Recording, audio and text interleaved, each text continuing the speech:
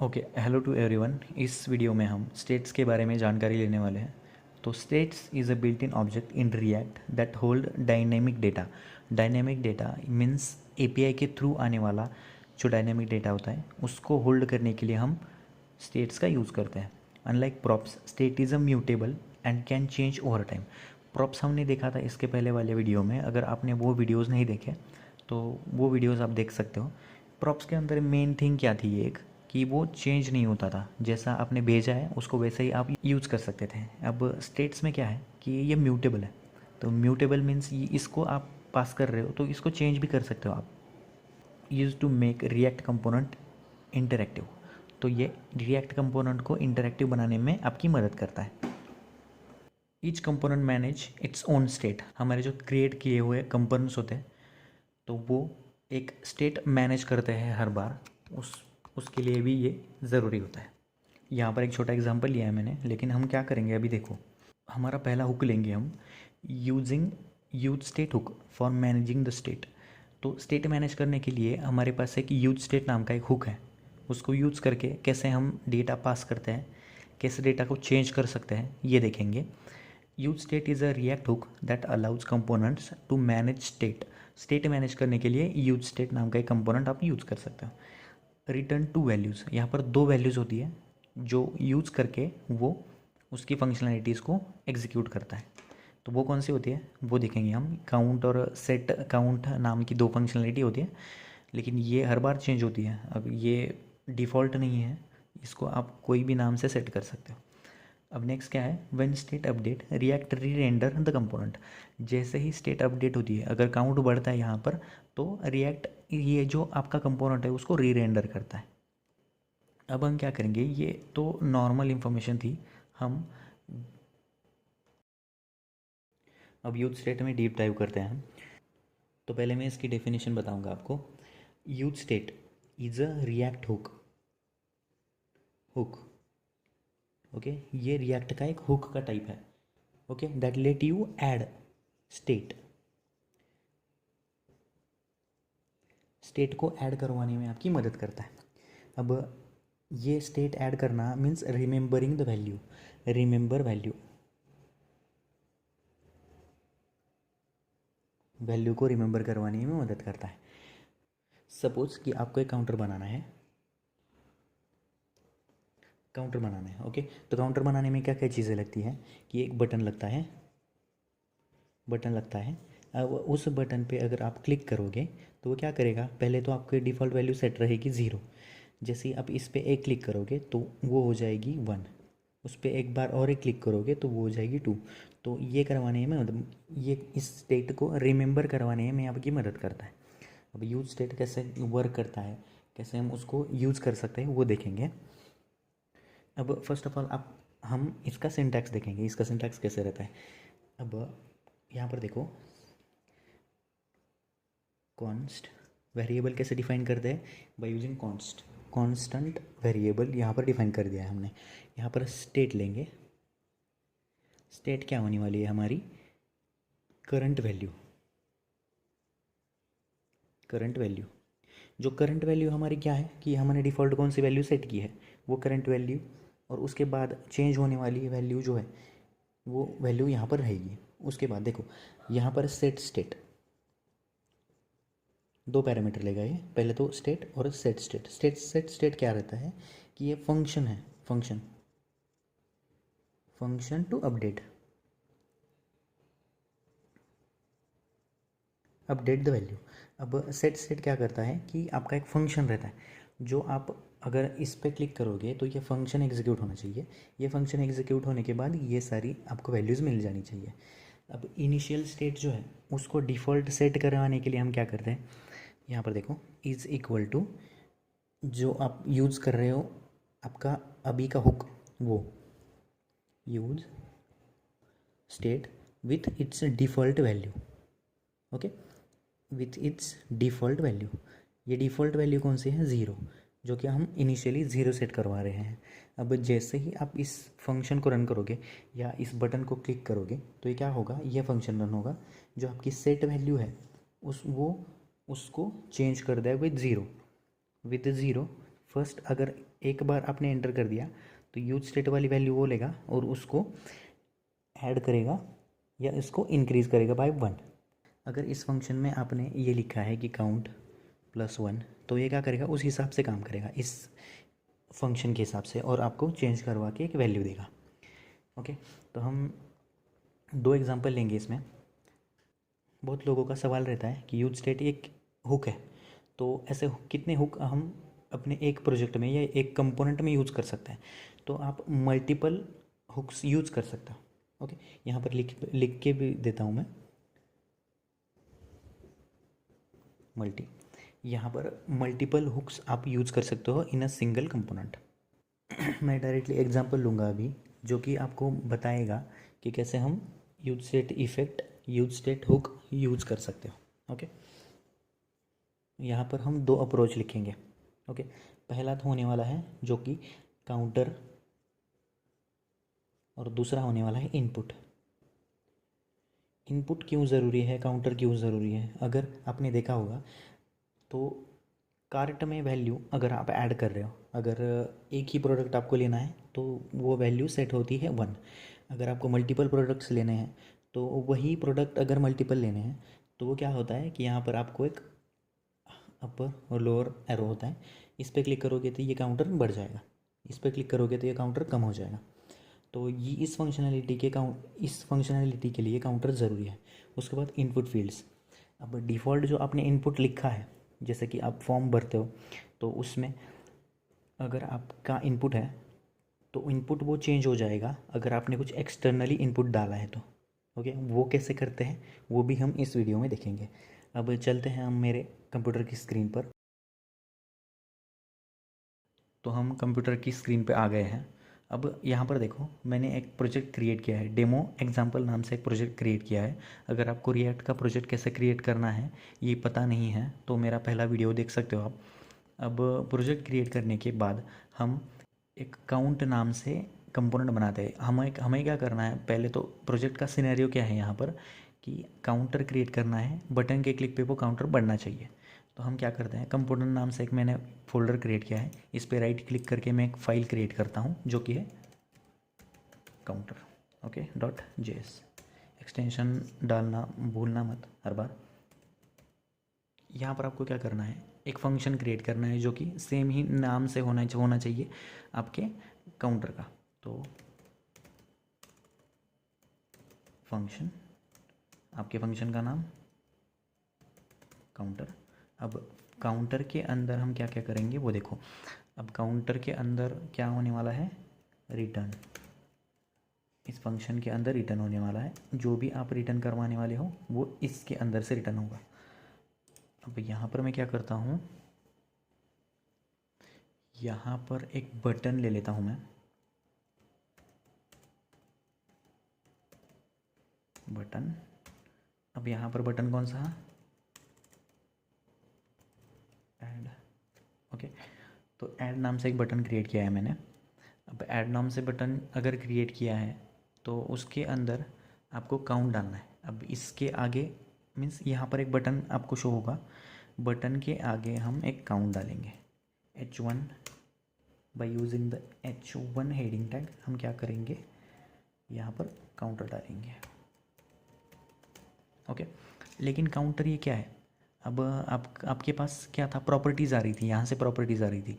अब आपको यहाँ पर चेंज होने वाली प्रॉपर्टी डालनी है, तो वो कैसे कर सकते हो आप, by using hooks.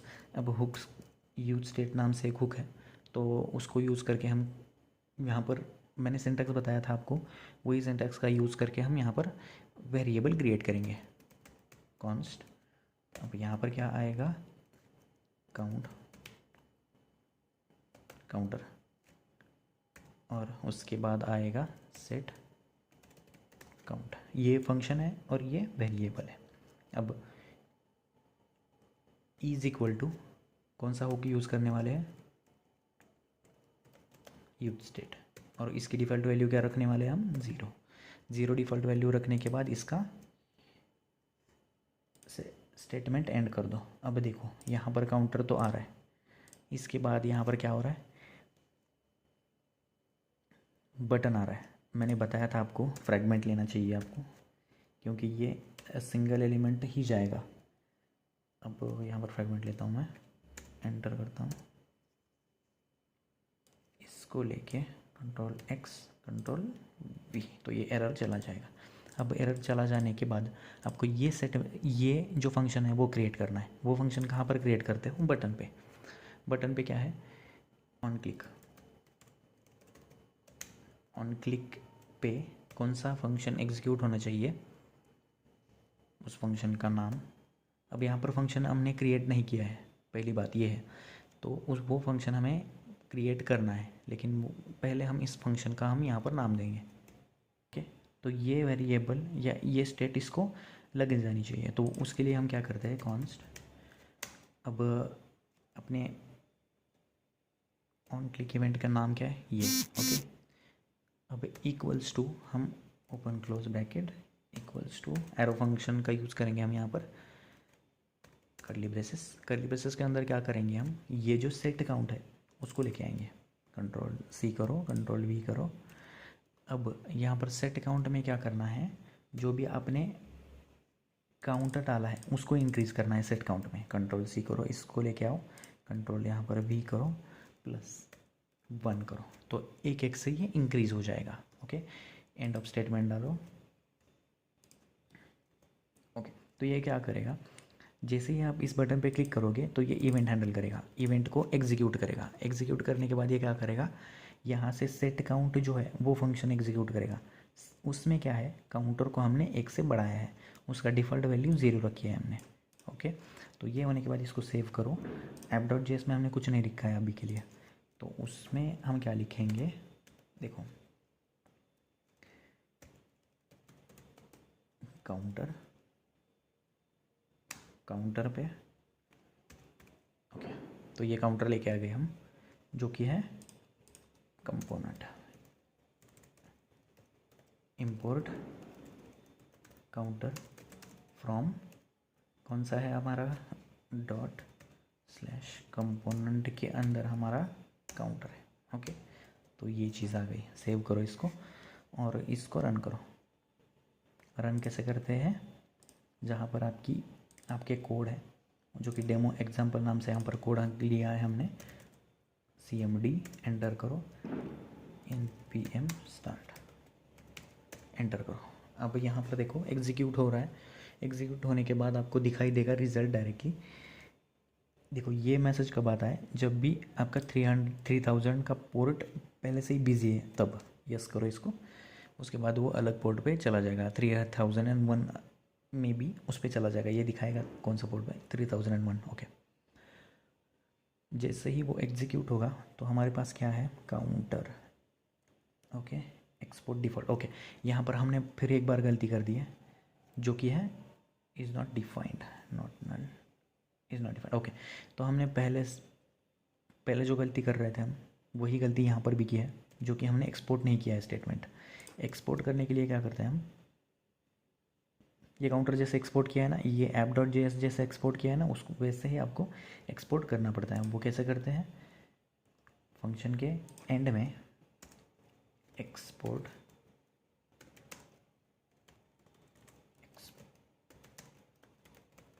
Default counter.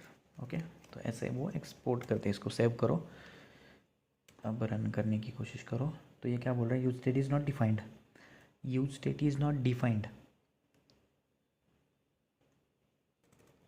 यहाँ पर यूज स्टेट तो हमने यूज़ किया है, लेकिन इंपोर्ट नहीं किया है उसको।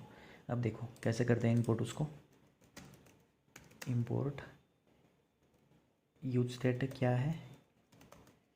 Use state from react. Okay, तो रिएक्ट से वो यूज स्टेट हम लेके आ रहे हैं। सेव करो, इसको रन करो, तो ये रन हो जाएगा। रन होने के बाद अभी देखो यहाँ पर क्या कर रहा है ये? जैसे ही मैं ऐड के बटन पे क्लिक करूँगा तो ये हमारा जो इवेंट है उसको ट्रिगर कर रहा है, और उसके बाद जो उसका हुक है उसको एग्जीक्यूट करके हमारा जो नंबर है, काउंटर है, उसको बढ़ा रहा है। ओके, तो यही है how to use state.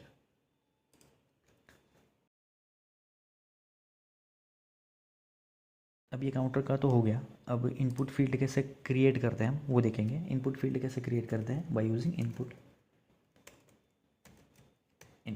Okay, तो ऐसे हम इनपुट फील्ड क्रिएट करते हैं। अभी इनपुट फील्ड के अंदर यहाँ पर देखो, हम मल्टीपल पैरामीटर्स यहाँ पर प्रॉप्स डालेंगे। यहाँ पर प्रॉप्स होने वाली है placeholder. Okay, placeholder equals to, हम प्लेस होल्डर क्या डालेंगे, एंटर योर नेम। ओके, तो ये प्लेस होल्डर हो गया। सेव करो इसको, रन हो रहा है या नहीं देखो। यहाँ पर देखो, एंटर योर नेम नाम से एक आपके पास टैग आ गया। बी आर करते हैं इसको, B R, okay, B are,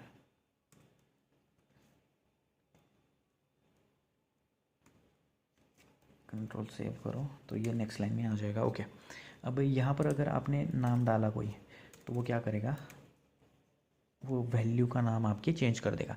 अब इनपुट फील्ड के बारे में अगर मैं बात करूँ, तो यहाँ पर जैसे आपने कॉन्स्ट लिया है, जैसे आपने वेरिएबल यहाँ पर सेट किया है, वैसे ही आपको इनपुट फील्ड का वेरिएबल भी सेट करना है, कॉन्स्ट।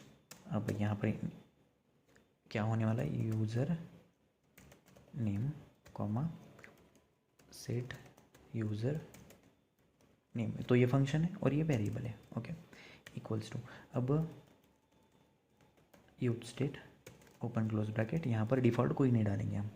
ओके, तो ये बाय डिफ़ॉल्ट कुछ नहीं है इसमें। ओके, एम्प्टी स्ट्रिंग है। अब यूज़र नेम तो हमने डिफ़ाइन कर दिया, तो यहाँ पर यूज़र नेम कहाँ आएगा, वैल्यू के अंदर आएगा।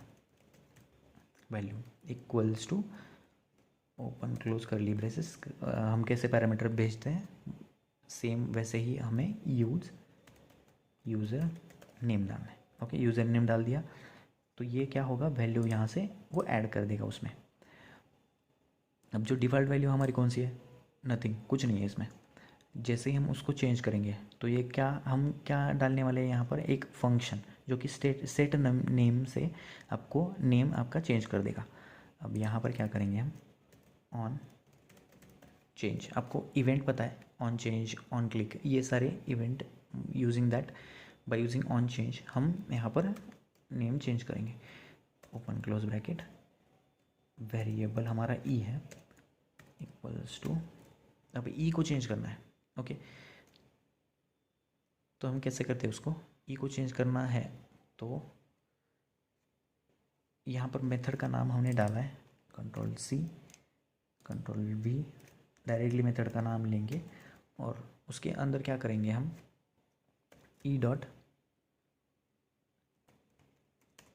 टारगेट करो इसको, पर्टिकुलर ई को, और डॉट वैल्यू को चेंज करो।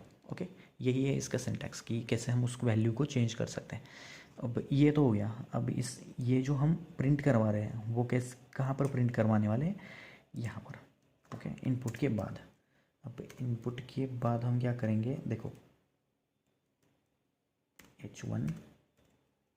H1 ओपन क्लोज ब्रैकेट, अब इसके अंदर क्या डालेंगे हम, नेम इज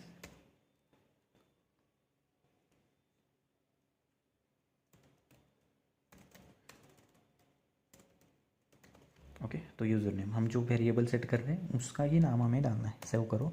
अब यहाँ पर यूज स्टेट तो हमने ले लिया, तो यहाँ पर इंपोर्ट कर लिया उसको। अब इसको सेव करने के बाद अगर रन करूँगा मैं, तो देखो यहाँ पर डिफ़ॉल्ट क्या है, दिस इज़ नथिंग, तो ये ब्लैंक हमारे पास आ रहा है।